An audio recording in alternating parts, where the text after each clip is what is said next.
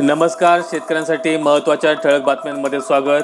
28 फेब्रुवारीला वितरित होणाऱ्या PM किसान योजनेच्या 16व्या हप्त्याबरोबरच 28 तारखेला नमो शेतकरी सन्मान योजनेचा तिसरा हप्ता देखील मिळणार आहे.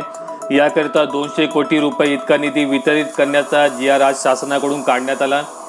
खरीप हंगामातील अवकाळी पावसाच्या नुकसान भरपाई करता 1,25,000 शेतकऱ्यांना 42 कोटी 13 लाख रुपयांचा निधी वितरित करण्यात आला आहे.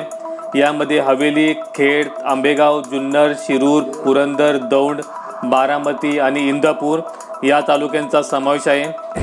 राज्यातील सर्व बाजार समित्या 26ला बंद ठेवण्याचे आवाहन. केंद्र शासनाच्या निर्णयास स्वाभिमानी शेतकरी संघटनेचा विरोध.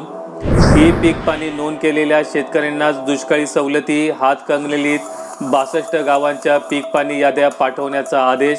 600 रुपयात नव्हे तर सरकार करणार आता फायद्यात वाळू विक्री. घरकुलाधारकांना बांधकामासाठी फक्त 5 ब्रास वाळू मिळेल मोफत. छत्रपती संभाजीनगर ते पुणे एक्सप्रेसवे 22 महिन्यांपासून फक्त कागदावरच.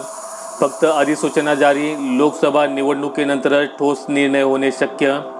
8 दिवसात 200 कोटींच्या रब्बी कर्ज वाटपाचा पेच चिंताजनक.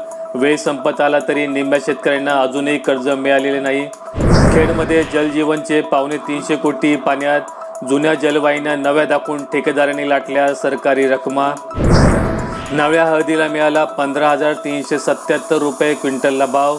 आजपासून आवक सुरू. गत वर्षीच्या तुलनेत उत्पादनामध्ये घट. रब्बी हंगाम संपत आला पण पीक कर्ज कधी मिळणार? 39% शेतकऱ्यांना मिळाले पीक कर्ज. करडई, सूर्यफूल, भुईमुगाची पिके हद्दपार. शेतकऱ्यांचा भर केळी पिकावर. पाण्यामुळे कोरडवाहू शेती झाली बागायती. अनुदान म्हणून खात्यात आलेली रक्कम कापू नका. 17 गावातील शेतकरी धडकले मुडानाच्या बँकावर. शासकीय कापूस खरेदीला पेरा नोंदचा अडसर. सेलू येथील केंद्रावरील प्रकार. शेतकऱ्यांचा खाजगी केंद्राकडे कल.